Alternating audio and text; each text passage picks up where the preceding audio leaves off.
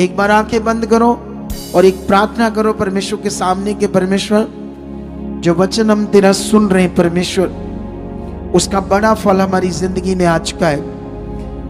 हमें और बुद्धि और समझ परमेश्वर आप दे चुके हो, ताकि परमेश्वर पिता हम जो सुने उसे पूरा कर पाए, उसमें बढ़ पाए, उसमें चल पाए, तेरी मर्जी को पूरा कर पाए। परमेश्वर निश्चय ऐसा हो चुका है यीशु मसीह के नाम से, आमीन, हालेलुया। तो अभी मैंने एक टॉपिक शुरू किया था इस संडे आज्ञाकारी के ऊपर। किसके ऊपर? अब आज्ञाकारी के लिए मैंने वो संडे का वचन अगर तुम सुनोगे तो तुम्हारा बेस वो और ये सेट हो जाएंगे। अगर तुमने संडे का नहीं सुना और संडे वालों ने आज नहीं सुना तो फिर वो बेस सेट नहीं होगा, क्योंकि इस मिनिस्ट्री के साथ जुड़े हुए लोगों को ये पकड़ बनानी पड़ेगी अपनी, क्योंकि परमेश्वर संडे शुरू करके उस टॉपिक को अब लेकर आगे जा रहा है, मुझे यूज कर रहा है। लेकिन जब वो यूज कर रहा है तो तुम्हें सबने क्या करना है, उसे सीरियल वाइज समझना होगा। ऐसे नहीं वो सुन लिया ये छोड़ दिया। आप जानते हो, जब मैं यीशु मसीह में शायद नहीं था तब एक फिल्म आई थी कोयला, शाहरुख खान की। क्या आई थी? तब मैं यीशु मसीह में नहीं था, मैंने देखी थी उस समय। अब तो मैं नहीं देखता फिल्में। उसमें ना एक गूंगा नहीं, सॉरी, शाहरुख खान गूंगा था। तो जब वो बीच में आया, एक भाई बीच में आया तो उसने देखा शाहरुख खान गूंगा है, तो वो उससे पूछने लगा एक भाई के, ये क्या हुआ, ये गूंगा क्यों है? तो कहता अगली बार जब फिल्म देखना ना तो टाइम से आकर बैठना, तुम्हें अपने आप समझ आएगी ये गूंगा कैसे हुआ। कितनों को बात समझ आती है? एक उदाहरण है, उससे उदाहरण है सीखने वाली। वहां से हम क्या पकड़ते हैं कि जो चीज आप अधूरे तरीके से ले रहे हो आपको कैसे समझ आएगी। तुम्हें यह समझना होगा परमेश्वर का वचन एक सिस्टमैटिक सिस्टम है। ये टांग पकड़ ली, नाक पकड़ लिया, बांह पकड़ ली, ये कर लिया, वो कर लिया, आई गए चल गए, ये सिस्टम नहीं है। तुम्हें अपने शरीर को मारना होगा, तुम्हें अपने आप को तैयार करना होगा। अगर तुम सब अच्छा चाहते हो, तुम्हारे लिए सब अच्छा रखा है परमेश्वर ने, बहुत बहुत सोच से भी ज्यादा रखा है। अगर सोच से भी ज्यादा जो उसने रखा है तो उसके नियम में आना पड़ेगा और तुम्हें आज्ञाकार बनना पड़ेगा। क्योंकि मैं ये वचन दे रहा हूं आज्ञाकारी के ऊपर, उसकी आज्ञाओं को मानना, उसकी आज्ञा में चलना, वो जो चाहता है वो करना। जब तक हम इस विषय को अपने आप को नहीं बनाएंगे, जैसे मान लो इस मिनिस्ट्री में बहुत सारे जो सेवक जुड़े हैं, तो उन लोगों को भी क्या करना पड़ेगा, है ना, अपनी मीटिंग्स करें, अपनी जो भी मिनिस्ट्री कर रहे हैं, लेकिन उन्हें भी लगातार हर संडे यहां आना पड़े, सॉरी हर थर्सडे, ताकि वो भी नियम पूरा करे, आज्ञा को माने। देखना जो करेंगे उनकी मिनिस्ट्रियां बहुत आगे बढ़ जाएंगी, और जो नहीं करेंगे वो डक्के डोले खाते रहेंगे।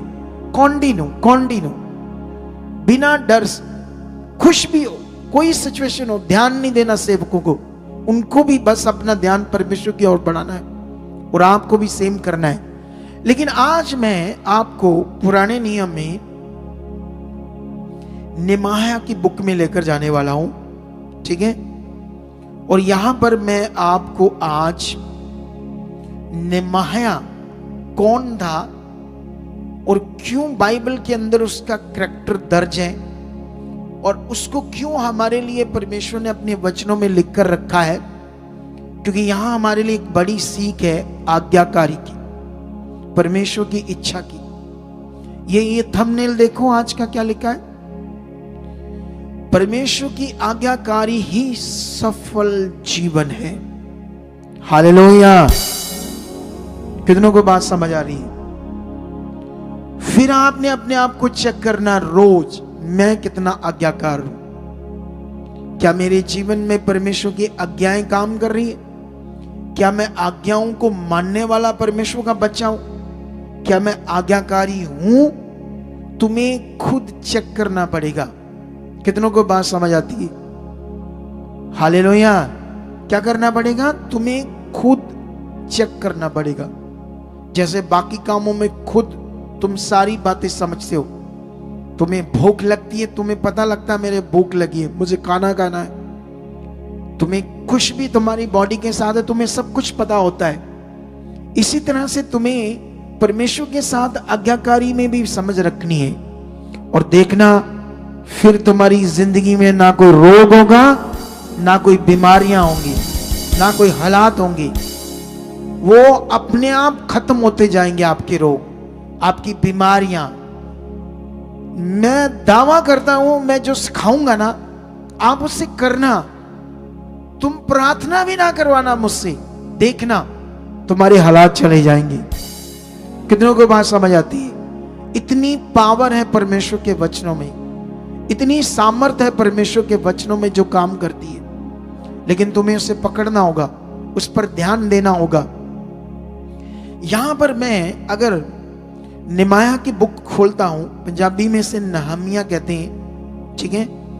जब मैं ये बुक खोलता हूं तो इसका 1 से लेकर अगर 3 वचन तक जो लिखा हुआ है मैं पढ़ता हूं अगर आपके लिए, तो जानते यहां पर क्या लिखा है?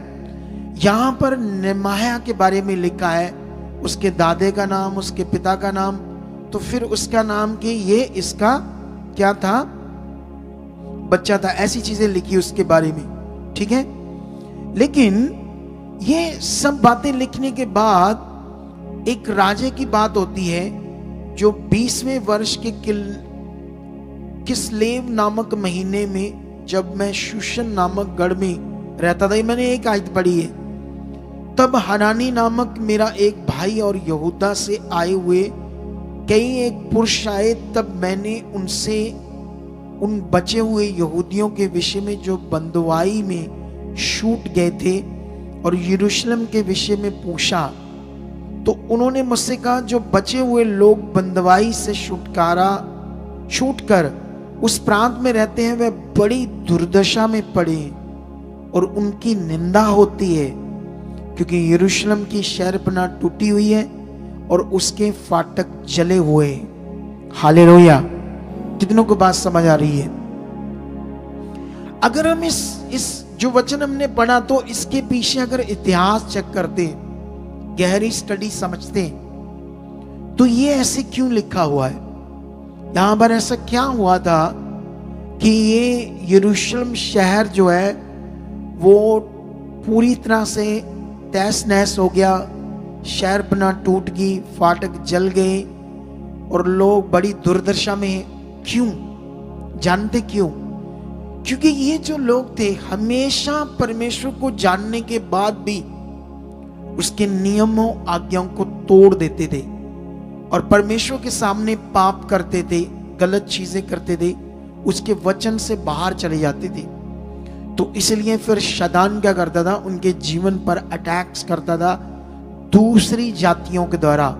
इनके ऊपर हवा बोलता था शैतान और ये हार जाते थे। जब तक ये परमेश्वर के साथ खड़े रहते थे तो इन्हें कोई हरा नहीं पाता था, लेकिन जब ये आगे अनाज्ञाकारी में जाते थे तो तब दूसरे राजा इन पर जब अटैक करते थे तो इनका बुरा हाल कर देते थे। यही अब ये जो बंदा है नमाया, ये यरूशलेम में नहीं रहता है। ये कहां है? ये दूसरे देश में, जैसे अभी पंजाबी अमेरिका में है ना, कितनी दूर है अमेरिका। तो ये भी बिजनेस के सिलसिले में अपना देश छोड़कर इजराइल दूसरे देशों में बिजनेस करने के लिए गया था और वहां पढ़ा लिखा था और परमेश्वर का क्या था, ये वफादार था, इसकी क्वालिटी थी। ये ना तो नबी है, बोलो ना तो कोई नबी है, ना ये प्रचारक है, ना याजक है, लेकिन परमेश्वर का सच्चा बच्चा है, परमेश्वर की आज्ञाओं में खरा था। सबसे पहले दर्जा किसको देता था? ये परमेश्वर को देता था। इसके बारे में पढ़ोगे जब गहरा, तो इसकी जो पोस्ट थी दूसरे देश के राजा के पास, तो ये एक अधिपति था। अधिपति का मतलब गवर्नर। हालेलुया। क्या था ये? एक जैसे अभी पंजाब का एक मुख्यमंत्री है तो उस पंजाब में एक गवर्नर है। एक गवर्नर इंडिया में भी है, हर स्टेट में भी होता है। उस तरह से इसके गवर्नर की पोस्ट थी और ये राजा के सारे जो लीगल काम थे उनको भी देखता था। और साथ साथ में इसका एक और काम था कि जब राज्यसभा लगती थी, जब कोई पार्टी होती थी, तो ये राजा के हाथ में दाख मधु का प्याला भी देता था।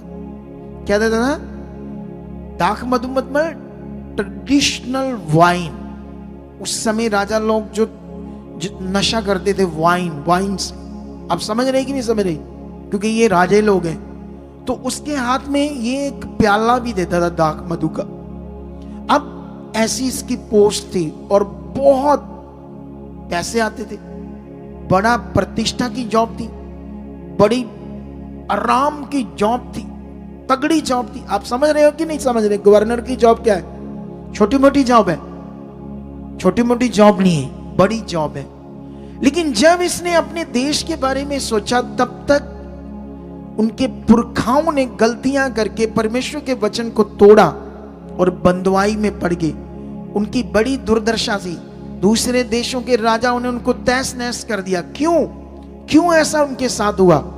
पाप के कारण, अधर्म के कारण। आज हम चुने गए, आज हमें खुदा ने चुना है।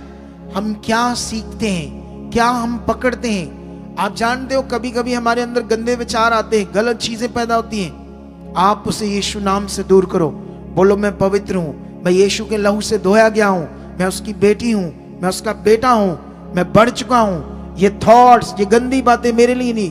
मैं आज्ञाकारी हूं, मैं आज्ञाकार हूं, मैं खुदा का पवित्र बच्चा हूं। आपको कॉन्टिन्यू अपने आप को बनाना पड़ेगा आगे बढ़ने के लिए। अगर आप फंस के पाप की जुक्ति में, वो आपको दबा देगा।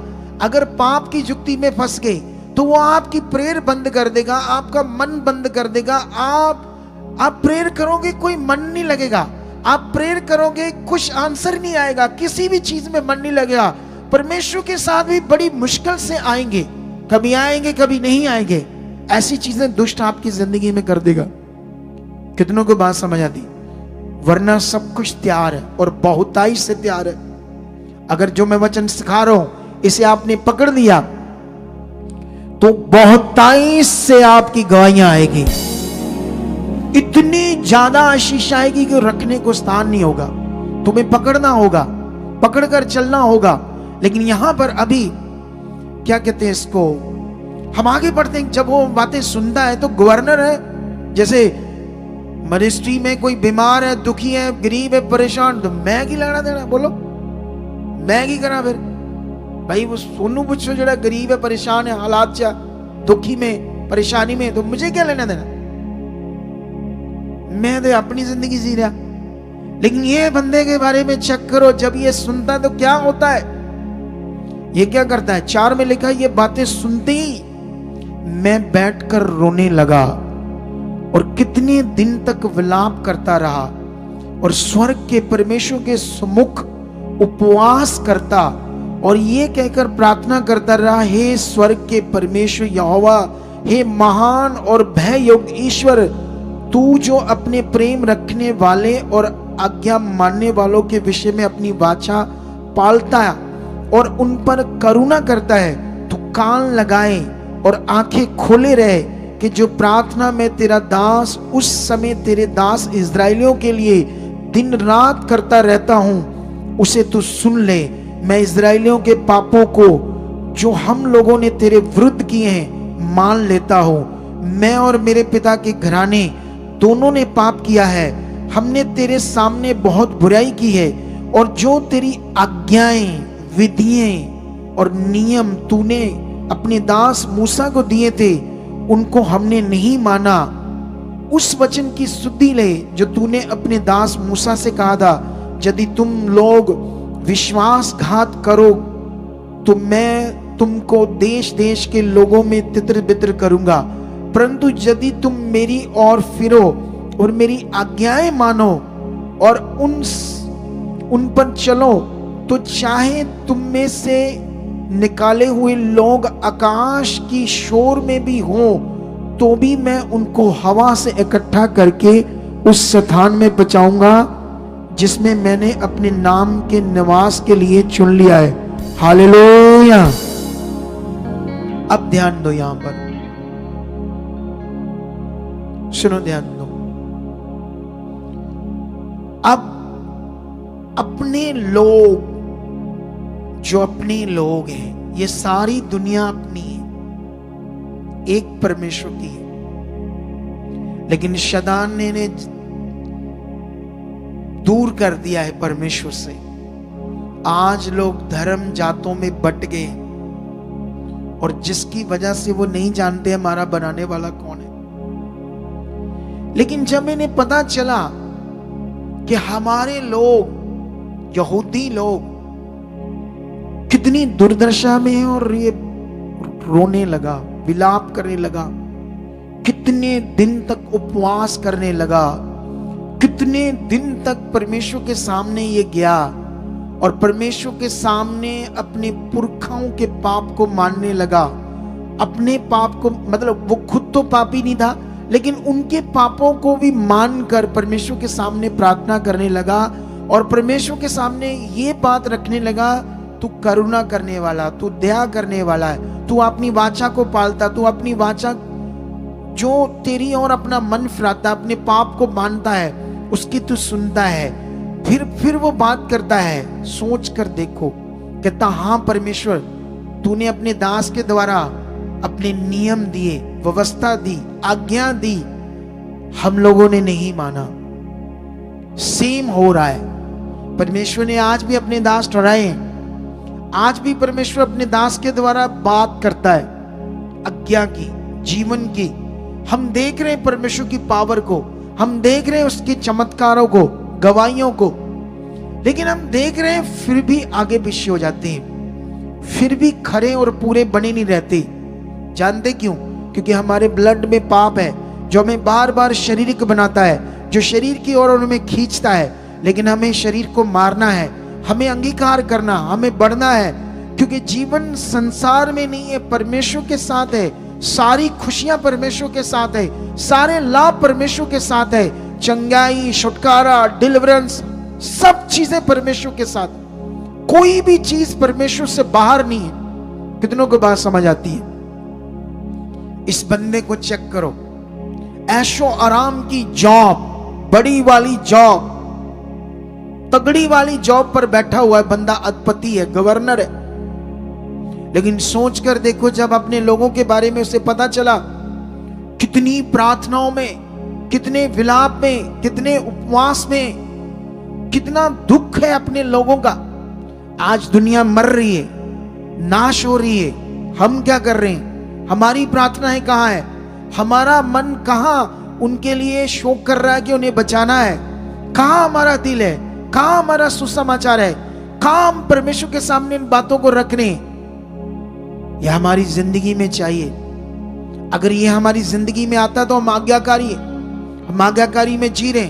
या एक परिवार आता, घर से एक औरत आती है, बच्चे नहीं आते, पति माड़ा मोटा आता है, औरत क्या कर रही है? अगर उससे टीम मेंबर को पूछता, कहती उनका जीवन है, वो नहीं मानते, उन्होंने अपना मन है, क्योंकि खुद को बुद्धि नहीं है, खुद को समझ नहीं है कि अगर ये चुने नहीं गए, अगर ये चलेंगे नहीं, इनका होगा क्या? अगर तुम सोचते हो मेरे बच्चे हैं, मेरा पति, मेरे पत्नी है, अरे क्या उन्हें नाश के लिए छोड़ देना है या उन्हें बचाना है? बोलो। तो बचाने की प्रार्थना का वो दिल का है, वो टूटा हुआ, वो ऐसे शोक, ऐसे दिल में एक चिंता, आत्मिक चिंता उनकी, अगर वो नहीं है तो हम नॉर्मल है। हम भक्ति के पाठ को, परमेश्वर के आए हुए काम को, उद्धार के काम को कुछ भी नहीं समझ रहे। कुछ बातें हमारे अंदर नहीं है, सिंपल आ रहे जा रहे। अगर हम सिंपल आ रहे जा रहे तो बड़े काम कैसे देखेंगे, बड़ी ताकत को कैसे देखेंगे? लेकिन इस बंदे को देखो, इस परमेश्वर के दास को देखो, कैसे वो परमेश्वर के सामने जाता है और फिर वो परमेश्वर के सामने उन वचनों को याद करके प्रार्थना करता है।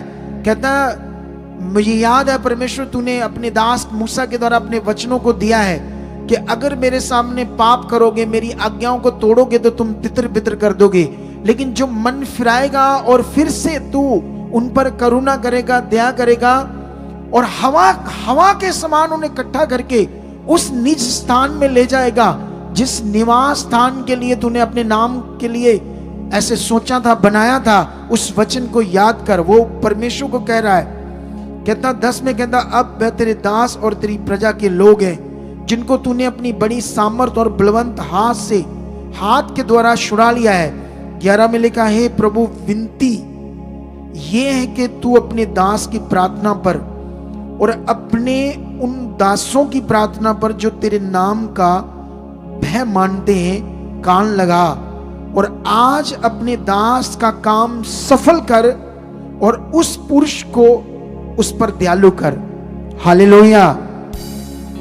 अब ये भी प्रार्थना कर रहा है, तुम भी प्रार्थना करते हो। तुम्हारी प्रार्थना में क्या ऐसा है कि कोई खास उत्तर नहीं है? इसकी प्रार्थना में इतनी ताकत कैसे आ गई? सोचो, इसकी प्रार्थना में इतनी ताकत आने का कारण शुद्ध मन, साफ दिल, परमेश्वर की आज्ञाकारी, परमेश्वर का खोजी। अपने जीवन को किसके साथ बनाया? उसने, परमेश्वर के साथ। अब हम भी प्रार्थनाएं करते हैं, किस दिल से करते हैं, किस फेथ से करते हैं, कैसा कनेक्शन बनाकर परमेश्वर के सामने जाते हैं, ये तो तुम्हें पता होगा। कि यहां तुम्हें जब प्रार्थना करते बासियां आती है, 5-10 मिनट में मन अक जाता है, उठ जाते हैं, या घुटने टेक के खूब गर्म हो जाता है शरीर, जैसे कोई बड़ा जनरेटर इंजन, कोई बड़ा, शुरू में हल्का होता है लेकिन जब वो अपनी स्थिति में आता तो पूरा दमदार चीज प्रकट करता है। क्या मेरी ऐसी प्रार्थना है या नॉर्मल बस टाइम पास है? लेकिन इसको देखो, इसकी प्रार्थना का असर। और बाइबल में लिखा, वो एक प्रार्थना कर रहा है, जानते किसके लिए? जो कह रहा है उस पुरुष को मुझ पर दयालु कर। उस पुरुष को किसको? राजा को। जिस राजा के पास वो गवर्नर था, अधिपति था, उसके लिए प्रार्थना कर रहा है, क्योंकि अब यहां से काम स्टार्ट होगा अपने लोगों को बचाने का, अपने लोगों को सही राह में लाने का। कितनों को बात समझ आती है? अब राजा के पास जॉब करना और उसे डिस्टर्ब करना या उसके सामने जरा से भी गलती करनी, आज देश का जो प्रधानमंत्री है, जैसे हमारे देश का प्रधानमंत्री, ये इतना पावरफुल नहीं है जितना राजा होता था। क्योंकि देश के प्रधानमंत्री के सामने गलती करोगे तो वो गलती, पहले केस होगा, फिर सुनवाई होगी, फिर कोर्ट सजा सुनाएगा, लंबा प्रोसेस है। ये तो बस बोलेगा उसी वक्त फांसी, उसी वक्त सिर कलम। ऐसा है राजे का सिस्टम। और जब वो राजा दाख मधु पीता है ना, तो वो बड़ा रिलैक्स होकर अपनी रानी के साथ, कुछ लोगों के साथ अपनी पर्सनली एक स्थान पर बैठता है। उस समय तो डिस्टर्बिंग चाहिए भी नहीं उसको। उस समय उसको अगर कोई भी राजे की बात या इधर उधर की कोई बात की तो गुस्से में आ गया तो वो सिर कलम कर देगा। लेकिन ऐसी सिचुएशन में उसके सामने वो जाता ही तब था जब वो उसको दाख मधु उसके हाथ में देना है। कितनों को बात समझ आती है? अब ये प्रार्थना कर रहा है सच्चे दिल से, और जब प्रार्थना कर रहा है तो दो अध्याय में क्या लिखा है? अर्थशास्त्र राजा के 20वें वर्ष के निसान नामक महीने में, जब उसके सामने दाख मधु था, तब मैंने दाख मधु उठाकर राजा को दिया। इससे पहले मैं उसके सामने कभी उदास ना हुआ था। तब राजा ने मुझसे पूछा, तू तो रोगी नहीं, फिर तेरा मुंह क्यों उतरा है? ये तो मन ही की उदासी होगी। तब अब राजा के सामने उदास मन लेकर जाना सिर कलम करने के बराबर है। वो मौत दे देगा, बोलेगा इसे ले जाओ, इसका सिर कलम कर दो। ये कैसा मुंह बनाकर उदास मेरे सामने आया है, जबकि वो उसका रिलैक्स टाइम है। कितनों को बात समझ आती है? लेकिन उस समय ऐसा हो जाता है उससे। लेकिन क्या होता है फिर 3 में उससे वो राजा से बात करता है। मैंने राजा से कहा, राजा सदा जीवित रहे, जब वह नगर जिसमें मेरे पुरखाओं की कब्रें हैं उजाड़ पड़ा है और उसके फाटक जले हुए हैं, तो मेरा मुंह क्यों ना उतरे। राजा ने मुझसे पूछा, फिर तू क्या मांगता है? तब मैंने स्वर्ग के परमेश्वर से प्रार्थना करके राजा से कहा। वो हर बात में किसको आगे रख रहा है। अब राजा की ओर से जब राजा ने पूछा तू क्या मांगता है, तो अंदर ही अंदर किससे प्रार्थना कर रहा है। आप भी अपने कामों पर जाओ, अंदर प्रार्थना करो। आप जॉब पर जाते हो, बिजनेस करते हो, डील्स करते हो, काम करते हो, कुछ भी करते हो, अंदर अंदर धन्यवाद परमेश्वर, आप मेरे साथ, ये काम सफल हो चुका है, मैं तेरा बच्चा हूं। देखो, आप अपनी जिंदगी को खुदा के साथ एक सही मायने से अपने आप को जीना है परमेश्वर के साथ। हमारा दिमाग फालतू कामों में, फालतू सोचों में, फालतू बातों में कभी नहीं होना चाहिए। हमारी सोच खुदा के साथ होनी चाहिए। कितनों को बात समझ आ रही है आज?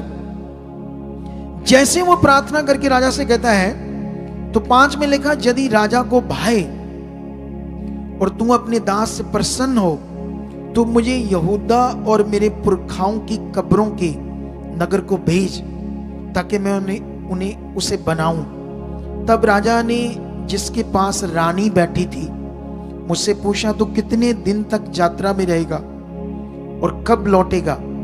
राजा मुझे भेजने को प्रसन्न हुआ और मैंने उसके लिए एक समय नियुक्त किया। फिर मैंने राजा से कहा, यदि राजा को भाए तो महानद के पार के अधिपतियों के लिए इस आशय की चिट्ठियां भी मुझे दी जाए। सुनो, सबसे पहले वो प्रार्थना करता कि उसका मन मेरी ओर खुले। और कौन खोल देता है? बोलो, तुम भी परमेश्वर उसी के हो। चाहे वो गवर्नर है, चाहे वो अधिपति है, लेकिन परमेश्वर के सामने एक मनुष्य है। परमेश्वर के सामने जैसे तुम हो वैसे ही वो है। अब यहां खड़ा होता है सवाल, खास मन, खास दिल, खास उसकी आज्ञाएं, बातों पर, विधियों पर, नियमों पर ध्यान देना, यह सबसे बड़ा विषय। जिस दिन तुम अपने आप में अंगीकार करने लगे, परमेश्वर मैं तुझ में बढ़ चुका हूं, परमेश्वर मैं तेरी आज्ञाओं को मान रहा हूं, मैं विधियों को मान रहा हूं, जो तू चाहता है मेरी जिंदगी से पूरा रहा, मेरा परिवार, मैं सब एक मन होकर तेरी इच्छा पूरी कर रहे हैं, हम वो सब कर रहे हैं जो तूने कहा है। अगर आप कंटिन्यू इन बातों पर ध्यान दे रहे हो, तो पवित्र आत्मा आपको हेल्प करेगा, आपको चेंज करेगा, आपको बदलेगा। मैंने थोड़े दिन पहले भी प्रचार किया था कि दुनिया के किसी भी अगुए के पास चले जाओ और सोचो मेरा भला हो जाएगा। ऐसे नहीं होगा जब तक तुम परमेश्वर की इच्छा में नहीं चलोगे, जब तक तुम मन नहीं फिराओगे, जब तक तुम ध्यान नहीं दोगे। कितनों को बात समझ आती है? हमारे पास दुनिया भर से लोग आते हैं प्रभु को मानने वाले, पहले से 20 साल 30 साल बॉर्न क्रिश्चियन, पहले से यीशु मसीह को जानते हैं, लेकिन हालातों में, परेशानियों में, जानते क्यों? क्योंकि राइट समझ नहीं है करना क्या है, कैसा दिल चाहिए, कैसा विश्वास चाहिए, इन बातों में कमजोर है, वीक है। लेकिन यहां पर जानते हैं, वो पहले जो प्रार्थना करता, राजा राजी हो जाता है उसको भेजने के लिए। फिर वो अधिपतियों, दूसरे देशों के गवर्नरों की चिट्ठियां मांगता है, और एक सरकारी जंगल है उसके लिए लकड़ी चाहता है, क्योंकि उसकी शहर बनानी, फाटक बनाने, उसके लिए भी डिमांड करता है राजा के सामने, उसकी भी चिट्ठी चाहिए। क्योंकि ये जो राजा था 127 देशों का राजा था, बहुत बड़ा राजा, 127 देशों का राजा। इसमें यरूशलेम भी इसी की गुलामी में आता था। कितनों को बात समझ आती? और भी बड़े सारे देश इसकी गुलामी में आते थे, लेकिन उस राजा के साथ इतनी बड़ी इसकी जॉब थी। अपनी जॉब देखो, अपनी जॉब, इतनी सुख सुविधा की जॉब पर ध्यान नहीं दिया, अपने आप को जोखिम में डाला। किन के लिए? अपने लोगों के लिए। इसे बोलते वफादारी, इसे बोलते आज्ञाकारी। यही आज्ञाकारी तुम सब में होनी चाहिए, सुसमाचार के लिए, अपने लोगों के लिए। तुम्हें अपने सुसमाचार में बढ़ना है। आने वाले थर्सडे में जब तुम आओगे तो तुम्हें पैम्फलेट मिलेंगे, लेकर जाओ, परमेश्वर के आगे प्रार्थना करो, वो रास्ते खोलेगा जिनकी रूहें बचनी है, जो दुखी हैं, जो मर रहे हैं, जो सुसाइड करने वाले हैं, जो व्यभिचार में, जो नशों में पड़े, जिनकी जिंदगियां बर्बाद हो रही है पाप के कारण। परमेश्वर उन्हें बचाना चाहता है, लेकिन उन तक खुशखबरी जानी चाहिए, उन तक सुसमाचार जाना चाहिए। वो सुसमाचार का काम तुम्हारा है, तुम्हें परमेश्वर ने चुना है। ये भी एक आज्ञा है, तुम्हारी जिंदगी में होनी चाहिए। अगर ये आज्ञा तुम्हारी जिंदगी में नहीं है तो तुम स्वार्थी सिर्फ काम लेना चाहते हो परमेश्वर से, उसके लिए जीते नहीं हो, उसकी इच्छा नहीं पूरी करते हो। कितनों को बात समझ आती है? लेकिन यहां पर जब वो मांगता है तो वो सब चीजें भी वो चिट्ठियां देता है। कौन? राजा। लेकिन यहां पर क्या होता है, 2:10 में लिखा है, ये सुनकर के एक मनुष्य इजरायलियों के कल्याण का उपाय करने को आया है। होरोनी संबलत और तोबिया नामक कर्मचारी जो अमोनी था, उन दोनों को बहुत बुरा लगा। ये भी राजा के राज्य में ही ये भी किसी पोस्ट पर थे। 2 बंदे। कौन बंदे? होरोनी संबलत और तोबिया नामक। ये 2 बंदे थे जिनके अंदर शैतान ज्यादा काम कर रहा है, जिनको पता चला कि इजरायलियों के कल्याण के लिए कोई आया है। इनको बड़ा बुरा लगा। लेकिन उसके बाद क्या होता है सुनो। अब यहां से वो निकलता है और निकलने के बाद काम होता है स्टार्ट। अगर तुम यहां से पढ़ोगे, चेक करोगे तो वो 11 आयत से लेकर तुम अगर पढ़ोगे कम से कम 18 तक, तो यहां वो चुपके से जाता है, रात को निकल जाता है, पूरी शहरपना अपने देश को देखता है। तो उसका सारा वृत्तांत लिखा है कि कितना बुरा हाल था, कितनी दुर्दशा में थे, उसको देखकर रोना आ रहा था। ये सारा कुछ लिखा है। लेकिन उसके बाद 19 में लिखा है, ये सुनकर होरोनी संबलत और तोबिया नामक कर्मचारी जो अमोनी था और गशेम नामक एक अरबी हमें ठट्ठों में उड़ाने लगे और हमें तुच्छ जानकर कहने लगे, ये तुम क्या काम करते हो? क्या तुम राजा के विरुद्ध बलवा करोगे? तब मैंने उनको उत्तर देकर उनसे कहा, स्वर्ग का परमेश्वर हमारा काम सफल करेगा। हालेलुया। विरोध स्टार्ट है। इज़राइल बच जाए, आबाद हो जाए, फिर से उनका देश बस जाए और खुदा की आराधना हो, उनसे पूरी दुनिया में परमेश्वर का प्रचार हो। शैतान उनको पहले खत्म कर रहा है, लेकिन यहां पर शैतान इन लोगों को खड़ा कर रहा है, इन लोगों को रोकने के लिए। लेकिन ये स्ट्रांग है अपने फेथ में, परमेश्वर के काम में, उसकी आज्ञाओं में स्ट्रांग है। हो सकता है आपके घर में कोई आपको बहुत डिस्टर्ब करता हो, कोई नशा करता हो, कोई अनाज्ञाकारी करता हो। आपके बच्चे हो सकते हैं, आपकी पति हो सकता है, आपकी पत्नी हो सकती है, जिससे आप परेशान हो सकते हो, रोज कलप सकते हो। लेकिन अपना विश्वास मत छोड़ना, वो जिंदा खुदा वो बदल सकता है, वो सब कुछ ठीक कर सकता है। हो सकता है आपके घर में कोई बीमार हो, आपके घर में कोई दुखी हो, आपके घर में कोई ऐसी परेशानी हो जो आपको बार बार परमेश्वर की इच्छा से बाहर कर देती है, आपका विश्वास में बार बार डाउट आ जाता है। लेकिन तुम बने रहे इस मिनिस्ट्री से, तो आपके डाउट परमेश्वर मेरे द्वारा सारे खत्म कर देगा। और मेरी प्रार्थनाओं का प्रभाव इतना पावरफुल होगा कि आपकी जिंदगी बढ़ेगी, आप स्ट्रांग बढ़ोगे, आपके हालात खत्म होंगे, आपके दुख जाएंगे और खुदा आपको यूज करेगा अपने काम के लिए। जोर से बोलो हालेलुया। बोलो वो जिंदा खुदा है जो सब कुछ कर सकता है। तुम्हें अभी ध्यान देना होगा इस निमाया पर, इसके फेथ पर, इसकी आज्ञाकारी पर। तुम्हें आज्ञाकार बनने के लिए आगे बढ़ना होगा। कितनों को बात समझ आती है? उसके बाद अगर हम 4 में पढ़ते थोड़ा सा वचन, तो क्या लिखा यहां पर? जब संबलत ने सुना कि यहूदी लोग शहरपनाह को बना रहे हैं, तब उसने बुरा माना और बहुत रिसियाकर यहूदियों को ठट्ठे में उड़ाने लगा। यहां तक कि तुम चेक करोगे तो ये कैसी कैसी बातें कर रहे थे उनके लिए 3 में लगा, उसके पास अमोनी तोबिया था और वह कहने लगा, जो कुछ वह बना रहे हैं, यदि गीदड़ भी उस पर चढ़े तो वह उनकी बनाई हुई पत्थर की शहबरा को तोड़ देगा। ऐसी ऐसी बातें हो रही थी। लेकिन याद रखना, वो लगातार इन्हें नेगेटिव कर रहे थे। और ये भी कर्मचारी थे, ये कुछ भी बनाकर राजा का मन खराब कर सकते थे। ये नेमाया भी जानता था। नेमाया को भी पता था कि अगर इन्होंने बहुत सारे लोगों को इकट्ठा करके एक मता पास किया और राजा तक गए, और उल्टा हो सकता है सारा काम, राजा मुझे फांसी दे सकता है, क्योंकि एक देश को बसाना। और ये आगे जाकर आपको समझ आती है, आगे जाकर मैं समझाता हूं। 6 में लिखा, हम लोगों ने शहरपनाह को बनाया और सारी शहरपनाह आधी ऊंचाई तक जुड़ गई, क्योंकि लोगों का मन उस काम में नित लगा रहा। क्यों शहरपनाह बन रही थी? क्योंकि अब लोग साथ दे रहे थे।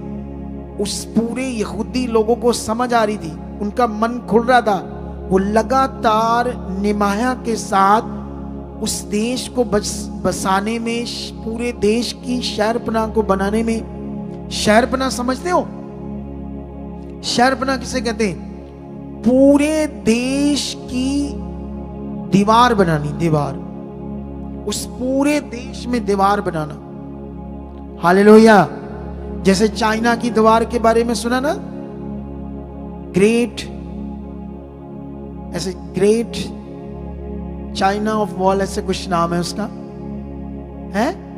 हाँ, ग्रेट वॉल ऑफ चाइना दुनिया की सबसे बड़ी दीवार है, उन्होंने अपने देश के आसपास की। तो ये भी वो दीवार बन रही थी इनके देश की। और कैसे? ऑलरेडी 127 देशों के ऊपर उस राजा का राज्य है, तो उसके बीच में एक अलग देश अपना बनाना मौत है, मौत। लेकिन ऐसे काम को इसने शुरू किया अपने लोगों के लिए, उन्हें बसाने के लिए, उनकी जिंदगी के लिए। अपना ऐशो आराम छोड़ दिया। हम कहते हैं हमारे पास टाइम नहीं, हम कहते हैं ठंड आ गई है, थोड़ा मौसम ठीक होगा तब संगति शुरू करेंगे। फिर गर्मी आ जाएगी, फिर कहेंगे गर्मी ज्यादा आ गई है, थोड़ी गर्मी कम होगी फिर जाएंगे। ये आपका शारीरिक जीवन आपको खत्म कर देगा।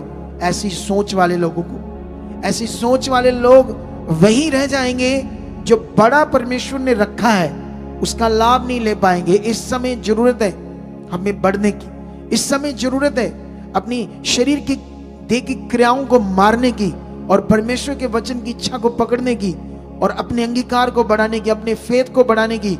हालात कैसा भी क्यों ना हो, सिचुएशन कैसी भी क्यों, डरने की जरूरत नहीं। यहां से हम सीख रहे हैं। लेकिन उसके बाद क्या होता है? यहां पर बड़ी चीजें हो रही है, ठीक है? ऐसी चीजें हो रही है आप सोच भी नहीं सकते वो कैसे कैसे परमेश्वर का काम उस शहर की। इसमें बड़ी सिचुएशन है जो मैं तुम्हें पढ़ा नहीं पाऊंगा, क्योंकि वो लोगों ने रेडी हो गए थे कि इनको काम नहीं करने देंगे, हम इन पर जानलेवा हमला करेंगे, पूरी सेना फौज लेकर। लेकिन इन्होंने भी अपने हथियार रखे अपने पास। इवन के जो राजमिस्त्री, उन्होंने भी अपनी झागों पर तलवारें रखी थी। पढ़कर देखना। और कितने लोग एक हाथ में हथियार और एक हाथ से काम कर रहे थे। और ये सब तब पॉसिबल हो रहा था जब नेमाया का तगड़ा मन काम कर रहा था परमेश्वर के साथ, और उसके साथ बहुत सारे अच्छे मन वाले लोग भी खड़े हो गए, तभी ये पॉसिबल हो पाया। और अब उन लोगों को समझ आ रही थी कि हाँ, हमारी गलतियां जो हमने खुदा के नियमों को, आज्ञाओं को तोड़ा है, तभी हमारी ये दुर्दशा है। अगर हमने अपनी दुर्दशा में अपनी नामधराई मतलब अपने नाम की जो इंसल्ट है, हमारे लोगों की जो इंसल्ट है समाज में, उससे अगर हमने उठना है तो हमें अपना मन फिराना पड़ेगा, हमें खरे और वफादार होना पड़ेगा। ये लोग डिसीजन ले चुके थे और पश्चाताप कर चुके थे। आज हर एक को जब वो वचन सुनता है तो उन्हें ये बात समझनी चाहिए, मैं कहाँ हूं, मेरी जिंदगी में अनाज्ञाकारी कितनी है, कहां मुझे पश्चाताप करने की जरूरत है, कहां मुझे मन फिराने की जरूरत है। यह बड़ा विषय है। लेकिन यहां पर क्या हो रहा है? यहां अगर 6 अध्याय पढ़ोगे उसकी 2, तो 2 में उसको वो बुलाता है किसको? ऐसे लिखा है, तब सम्बलत और गशेम ने मेरे पास यूं कहला भेजा, आ हम ओनों के मैदान के किसी गांव में एक दूसरे से भेंट करें। परंतु वह मेरी हानि करने की इच्छा करते थे। परंतु मैंने उनके पास दूतों से कहला भेजा, मैं तो भारी काम में लगा हूं, वहां नहीं आ सकता। मेरे इसे छोड़कर तुम्हारे पास आने से वह काम क्यों बंद रहे? उन्होंने 4 बार मेरे पास वैसी ही बात कहला भेजी। लॉन्ग टाइम तक ये बंदे जिनके अंदर दुष्ट काम कर रहा था, उन्हें रोकने की कोशिश कर रहे थे। जब हम परमेश्वर के साथ बढ़ते हैं तो वो आपको रोकता है। दुष्ट आपकी प्रार्थनाओं को वो रोक नहीं सकता अगर हम सही हैं, अगर हमारा फोकस सही है, हमारा अंगीकार सही है, हम नियम में लगातार बने हुए, तो कोई शैतान तुम्हें रोक नहीं सकता प्रार्थना से। तुम्हारी प्रार्थना स्ट्रांग चाहिए, तुम्हारा फेथ स्ट्रांग चाहिए, तुम्हें आज्ञाओं की समझ चाहिए, ये तुम्हारा फोकस बना होना चाहिए।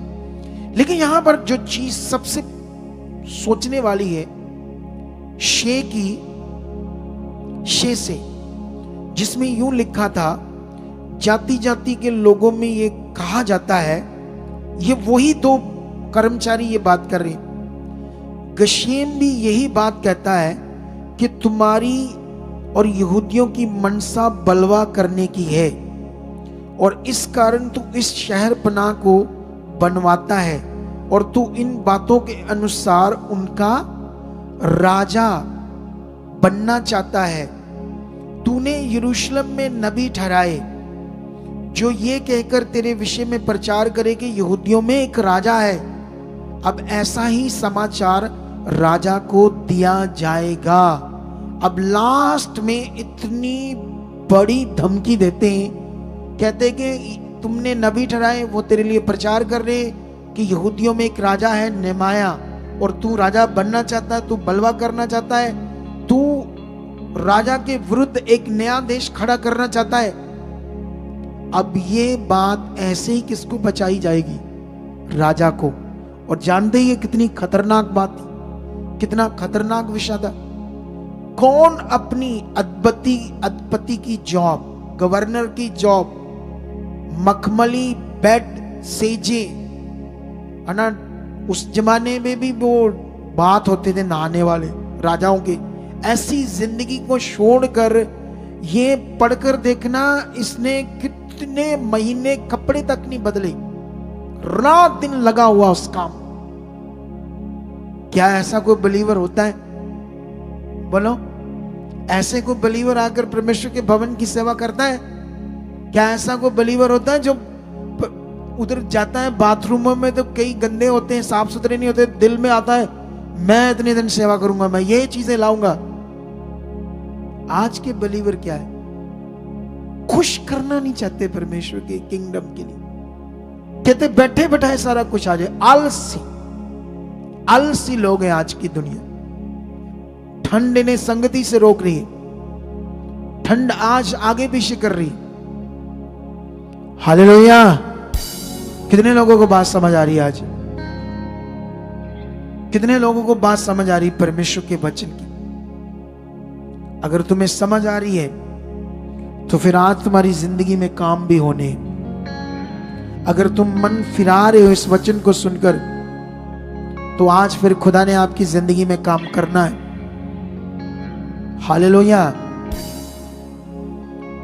अब इतना खतरनाक विषय उन्होंने खड़ा किया था, लेकिन ये प्रेयर में था, परमेश्वर के ऊपर भरोसा रखकर इसने काम को कंप्लीट कर दिया। और जानते, कंप्लीट करने के बाद अगर 8 अध्याय चेक करोगे तो उन्हीं के बीच में एक एजरा शास्त्री था, उन्हीं के बीच में। इस संडे भी मैंने ये जिक्र किया था इस वचन का। इन्हीं के बीच में और भी लेविये थे जो परमेश्वर का वचन देते थे, और एजरा जो मेन प्रचारक था। जब तुम चेक करोगे तो जब सारा काम खड़ा हो गया, पूरा शहर, देश की जो दीवार वो बन गई, उसके बाद क्या होता है, लोगों को इकट्ठा किया जाता है और सबसे पहले लोगों को वचन दिया जाता है, तुमने आगे हो कैसे चलना है परमेश्वर के साथ। परमेश्वर ने तुम्हारी हेल्प की, लेकिन अब वो गलतियां नहीं करनी जो हमने की है, जिससे हम बंधुआई में गए। कितनों को बात समझ आती है? अगर आप अपनी जिंदगी में, मुझे पता नहीं कितने लोग इसे पकड़ रहे हैं वचन को, या कितनी इस वचन से आपको समझ आ रही है, लेकिन याद रखना ये वचन हमारा इंटरनेट पर है। तुम घर में जाकर, मैंने कुछ दिन पहले इस बुक को पढ़ा था, एक ही दिन में 6-7 बार पढ़ा था मैंने इस बुक को, एक दिन में। मैं और समझना चाहता था और समझना चाहता था। कल मुझे फिर परमेश्वर ने इस बुक के बारे में कहा, मैंने 4-5 बार फिर पढ़ा। सोचो, अगर मैं ऐसा कर सकता हूं तो क्या आप 2 बार 3 बार वचन दोबारा रिपीटली नहीं सुन सकते? क्या पॉइंट था, क्या क्या पॉइंट थे जो मेरे लिए थे इसमें? कितनों को बात समझ आती है? जब तक इन पॉइंट्स को हम पकड़ेंगे नहीं, हम सिर्फ, ये परमेश्वर का भवन ऐसे नहीं है हम बैठे हैं सुना चले गए, क्या पकड़ा, समझ आया नहीं आया, खुश नहीं होना। इसीलिए तो कुछ लोग बेचारे वहीं रह जाते, इसीलिए तो इतनी मिनिस्ट्री से लोग हमारे पास आते हैं, उनसे जब हम बात करते हैं उनको कुछ पता ही नहीं होता। हो सकता है यहां भी ऐसे कुछ लोग हो जिनको कुछ पता नहीं क्या करना है, बस सुना बैठे चले गए, उठे बैठे चलो हो गया काम, पकड़ कुछ नहीं। पकड़ चाहिए, ध्यान चाहिए, फोकस चाहिए, फिर देखो आपका जीवन कैसे ऊंचा जाता है, फिर देखो उसकी पावर कैसे काम करती है, कैसे आपका फेथ सही से आपकी जिंदगी में काम करता है, कैसे आपके रिजल्ट अच्छे से आते हैं। फिर देखो आप अपनी जिंदगी में। कितनों को बात समझ आती है? लेकिन यहां पर बाइबल में लिखा 8 अध्याय में जब वचन खोला जाता है, ठीक है, लोग एकदम से खड़े हो जाते हैं, क्योंकि पहले से बहुत बुरी हालत थी उनकी। अब वो नहीं चाहते थे कुछ भी गलत करना जिससे उनकी जिंदगी में फिर से प्रॉब्लम आए।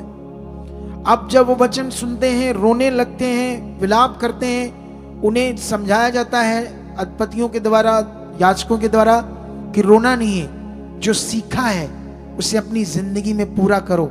जाओ अपने घरों में जाकर चिकना चिकना भोजन करो, मीठा मीठा रस पियो, परमेश्वर ने तुम्हारे लिए बड़े रास्ते खोले हैं, आनंद मनाओ परमेश्वर के साथ। ऐसी शिक्षा देकर उनके भेजा जाता है। लेकिन अगर ऐसे अच्छे तरीके से पकड़ोगे तो वो लोग फिर उसके बाद उन्हें घर बनाने की शिक्षा देते हैं, कैसे अपने अपने घर इस देश में बसाओ। उसके बाद फिर जब वो घर बन जाता है, झोंपड़ियों का पर्व आता है, उस दिन फिर इकट्ठे होते हैं, उस दिन फिर परमेश्वर का वचन दिया जाता है। मैं तुम्हें समझाता हूं कैसे। 8:17 में लिखा, वरन सब मंडली के लोग जितने बंधुआई से छूट कर लौट आए थे, झोंपड़ियां बनाकर, अपने घर बनाकर उनमें रहे। और नून के पुत्र यहोशू के दिनों से लेकर उस दिन तक इस्राएलियों ने ऐसा नहीं किया था, क्योंकि वो भटक रहे थे, घर नहीं बने थे। उस समय बहुत बड़ा आनंद हुआ। फिर पहले दिन से अंतिम दिन तक एजरा ने प्रतिदिन परमेश्वर की व्यवस्था की पुस्तक में से पढ़ पढ़कर परमेश्वर का वचन सुनाया।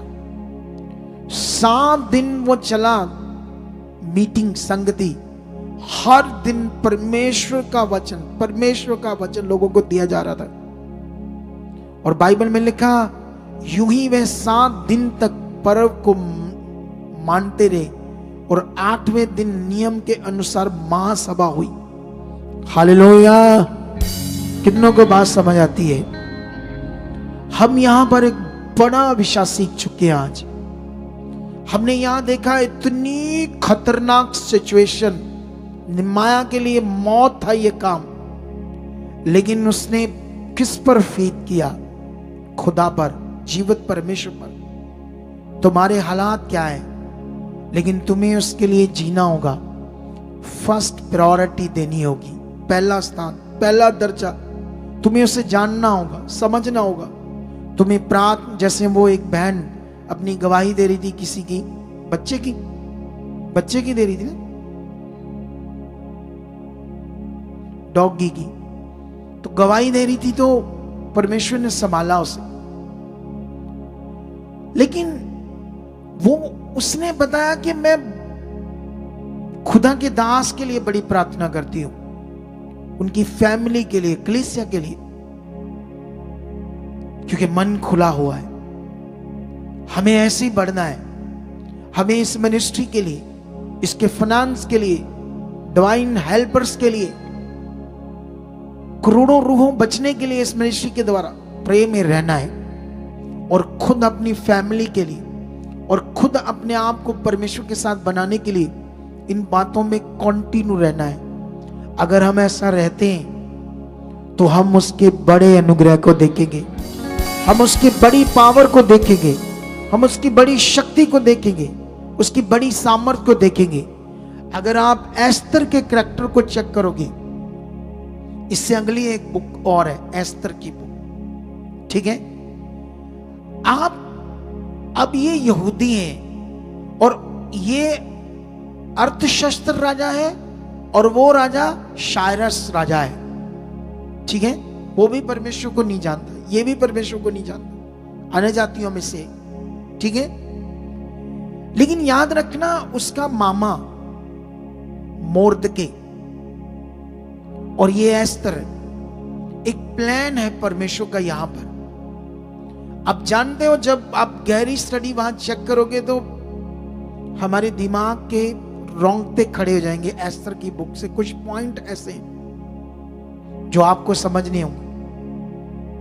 मैं इस संडे बुक समझाऊंगा, क्योंकि अगर मैंने शुरू किया तो मुझे उसको समझाने में टाइम लगेगा, तो फिर बहुत लंबा हो जाएगा। तो इसीलिए मैं कुछ पॉइंट अभी बताता हूं, लेकिन उसको अच्छे से कंप्लीट जो करूंगा मैं संडे, उस पॉइंट को आपके सामने खोलकर बाइबल से कुछ पॉइंट्स पढ़ाऊंगा आपको, जैसे मैंने आज यहां से पढ़ाई आपको। कितनों को बात समझ आती है? उस समय जब हमान, जो राजा का बिल्कुल असिस्टेंट था, सब बातें राजा उससे पूछ कर करता था, और वो मोर्दके से नफरत करता था और यहूदियों से। जैसे अभी हम परमेश्वर का काम करते, परमेश्वर का प्रचार करते, तो दुनिया वाले हमसे क्या करते हैं? नफरत करते हैं। लेकिन हम लोग किसी से नहीं करते नफरत। हम लोगों को बचाना चाहते हैं, हम लोगों की जिंदगियों को सेव करना चाहते हैं, उनकी आत्माओं को सेव करना चाहते हैं। लेकिन उनको नहीं पता, क्योंकि वो गुलाम है पाप के, वो विरोध करते हैं। जैसे ये विरोध हो रहा था शुरू से, सच्चाई का विरोध। यीशु मसीह ने क्यों कहा, मेरे कारण लोग तुमसे बैर रखेंगे? कहा या नहीं कहा? यीशु ने कहा ना, मेरे कारण लोग तुमसे क्या रखेंगे? बैर रखेंगे। लेकिन यीशु मसीह ने कहा, जो अंत तोड़ी बना रहेगा वो अनंत जीवन पाएगा। हालेलुया। हमारी दौड़ अनंत जीवन की। पृथ्वी पर जो चीजें तुम्हें चाहिए वो बहुताई से देगा। लेकिन याद रखना, ये चीजें जो हमें पृथ्वी पर चाहिए, ये हमारी जरूरत है, ये हम साथ नहीं लेकर जा सकते। कोई चीज हमारे साथ नहीं जाएगी, ये सिर्फ हमारी जरूरत है। हमें अपना मन परमेश्वर के ऊपर रखना चाहिए। जैसे अभी जो मेरे पास मन है, ना मेरा, ना मेरी वाइफ का, खुदा की दासी का, ना बच्चों का, किसी भी सोने की चीज पर, किसी भी पैसों पर ऐसे ललसा नहीं है, लालच नहीं, उस पर कोई मन नहीं। कितनों को बात समझ आती? ऐसे मन तब हो जाता है जब हम पूरी रीति से परमेश्वर के साथ चलते हैं, हमारी खोज। लेकिन जो चीजें चाहिए वो देता जा रहा है, देता जा रहा है, देता जा रहा है। जो चीजें चाहिए, आपका मन परमेश्वर की ओर होना चाहिए। जैसे यीशु मसीह ने हमें कहा ना कि किसी भी बात की चिंता मत करो, ना खाने, ना पीने, ना पहनने की। तुम्हारा स्वर्गीय पिता जानता है कि तुम्हें इन सब चीजों की आवश्यकता है। तुम्हें यह समझ होना चाहिए, तुम्हारे अंदर ये वचन होना चाहिए कि मेरा पिता जानता है मुझे इसकी जरूरत है। आप विश्वास से प्रार्थना करो, धन्यवाद परमेश्वर रास्ते खोल दिए, धन्यवाद ये चीजें हो चुकी है, धन्यवाद ये बिजनेस चल चुका है, धन्यवाद ये काम हो चुके। आप बस धन्यवाद की प्रार्थना करके बढ़ते जाओ, बढ़ते जाओ।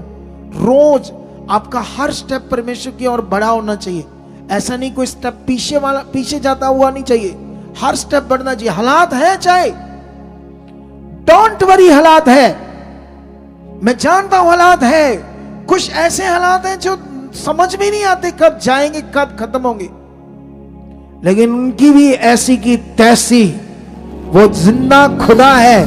अगर हमने अपने विश्वास को पक्का करके रखा, दिल स्ट्रॉन्ग करके रखा, वो खत्म हो जाएंगे। ढीले पड़ जाएंगे तो हालात बढ़ जाएगा, ढीले पड़ जाएगा तो हालात अपना काम खतरनाक कर देगा। कई बार लोगों के साथ ऐसा होता है, कई लोग ढीले पड़ जाते हैं, फिर हालात अपना काम कर जाता है। कितनों को बात समझ आती है? अगर जो मैं तुम्हें समझा रहा हूं उस बात को तुमने पकड़ा, जीत तुम्हारी होगी। यीशु ने क्यों कहा, तुम्हारा स्वर्गीय पिता जानता है इन चीजों की तुम्हें आवश्यकता है। वो जानता है, वो तुम्हें देखता है। उसने तुम्हें देखने की आंखें दी, क्या खुद नहीं देखता? तुम्हें कान दिए, क्या वो खुद नहीं सुनता? जब तुम उसके सामने विश्वास करते हो, अपनी प्रार्थना को रखते हो, क्या उसके सामने वो बातें नहीं हो रही, या उसके सामने नहीं है वो बातें? है, लेकिन तुम्हें पक्का करना अपने आप, अंगीकार में विश्वास, उसे इतना सच्चा मानना है, महान पवित्र, कभी भी उस पर डाउट नहीं आने देना। कभी भी अपने किए हुए विश्वास के बीच में डाउट पैदा नहीं होने देना आपने।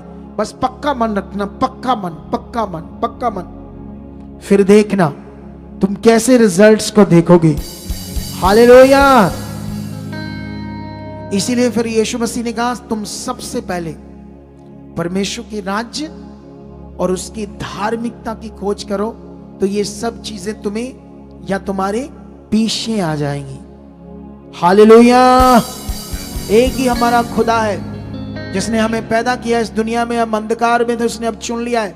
अब मौका है उसके साथ बढ़ने का, अब मौका है उसे खुश करने का, अब मौका है कुछ बड़ा करने का। कितनों को बात समझ आती है? तो फिर रेडी हो जाओ। आज के वचन को 2-3 बार सुनो और इसके पॉइंट अपने जीवन में पक्के कर लो।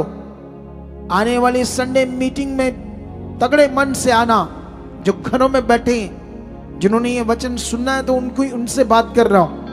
आप में से कितने संडे आएंगे मुझे पता नहीं, लेकिन कुछ तो वीरवार आते हैं ना, थर्सडे। लेकिन परमेश्वर हमारे साथ है, क्योंकि मैंने उसके बड़े अनुभव को अपनी जिंदगी में लिया हुआ है। मैंने जितने भी बड़े अनुभव किए हैं वो सब कब तक आ जाएंगे, कब तक आगे? ठीक है, ओके। तो अभी इस वचन के द्वारा खुदा आपको बड़ी बरकत दे चुका है। मैं एस्तर के सामने भी मौत थी, 100% मौत थी। और एक बार उसने अपने मामा को बताया कि अगर मैं ये बात करूंगी तो मौत है। लेकिन उससे मोर्दके बात करता है, वो कहता है तुम्हें शायद परमेश्वर ने इसी काम के लिए रानी बनाया, ताकि आज पूरा यहूदी लोग बच जाएं तेरे कारण। फिर उसकी बुद्धि को देखना, उसकी बात को देखना। सोचने वाली बातें एस्तर के बारे में, आत्मा कैसे काम करता, आत्मिक जिंदगी कैसे काम करती। ये वचनों को इसीलिए हमारे लिए लिखा गया, रखा गया हमारे लिए। इनसे हम कुछ सीखें, अपनी जिंदगी में उन्हें उतारें, उनको अपनी जिंदगी में नमूना बनाएं, उसके अनुसार अपने मन को तैयार करें। तैयार करना मन को क्या होता है? अंगीकार। यस, मेरा मन तैयार है। परमेश्वर आप मेरे मन में काम कर रहे हो, पवित्र आत्मा मेरे अंदर काम कर रहे हो। पवित्र आत्मा, मेरा मन वैसा हो चुका है जैसा खुदा चाहता है, मैं वैसा कर रहा हूं, मैं वैसा चल रहा हूं। अगर आप ये प्रैक्टिकल रोज रोज कर रहे हो, अपने विश्वास को तगड़ा करने के लिए भी बात कर रहे हो, आपका विश्वास उतना तगड़ा हो जाएगा, उतना स्ट्रांग हो जाएगा। हालेलुया। तो मेरा बिलीव है कि ये जो आज्ञाकारी है, सुनो, कभी कभी कुछ लोग लालच करते हैं, किसी चीज का लालच मत करना। खुदा के साथ मौका है सेवा का, काम का, इससे बड़ा कोई मौका नहीं, इससे बड़ी दुनिया में कोई सेवा नहीं। मुझसे पूछो, शारीरिक लोग सोचेंगे ये इसलिए ऐसी बातें करते शायद इनको अपना फायदा है। ये शरीर की और शैतान की बात है, ये खुदा की बात नहीं है। यहां मैंने कुछ पॉइंट छोड़ दिए हैं।